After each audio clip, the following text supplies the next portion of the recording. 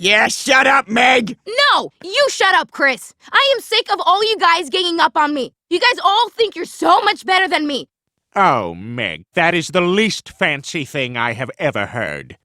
The real reason why everyone hates Meg Griffin. Meg Griffin is often treated poorly by her family and peers. Despite some people thinking it's just a recurring joke on the show, there are deeper reasons for her mistreatment. Number 1. Meg's personality traits. One of the main reasons for Meg's unpopularity is attributed to her personality traits.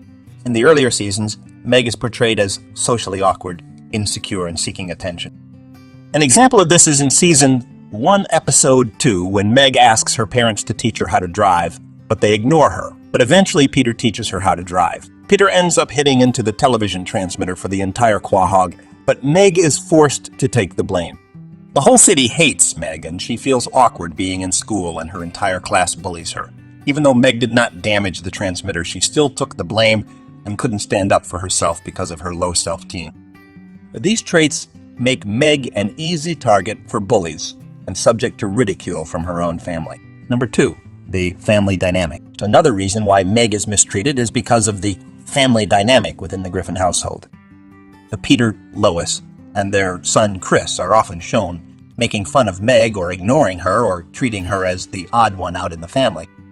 In season 4, episode 10, Lois gets into modeling and she starts wearing revealing clothes. Peter and Chris says that they are going to pleasure themselves to the images of Lois, and everyone around finds it normal, but when Meg says that she will also pleasure herself to the images of Lois, she is viewed as being gross by everyone in the family, and she is told to stay outside the house. Later on, Peter finds Meg in the kitchen and asks her the question, "Meg, who let you back in the house?" Dad, how could you be okay with Mom parading herself around like this? I mean, she's half naked. It makes all women look bad. Meg, who let you back in the house? This episode was a harsh one for Meg because she tried to fit in, but she failed no matter how hard she tried. This type of behavior reinforces the idea that it's acceptable to mistreat Meg, and it's not surprising that her peers follow suit. Number 3, gender stereotypes. The third reason behind Meg's bullying is due to gender stereotypes, as she is often ridiculed for being unattractive, unpopular, and not feminine enough. What is it, sir? That's what we call a manatee, boys, or in nautical slang, the sea cow. In one particular episode, the family was forced to take refuge in a panic room due to the presence of burglars in their house. In the midst of this chaos, Peter and Lois sent their daughter Meg out on a task, thinking that nothing bad could happen.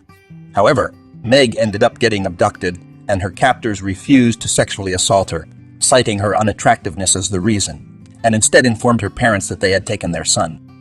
They simply said that Meg was so ugly they thought she was a boy.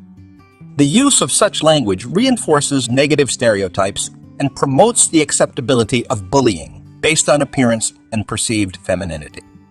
In conclusion, Meg's mistreatment on Family Guy is not just a harmless joke, but it perpetuates harmful stereotypes that can have real-life consequences. Thank you for watching, and please consider subscribing for more insightful content.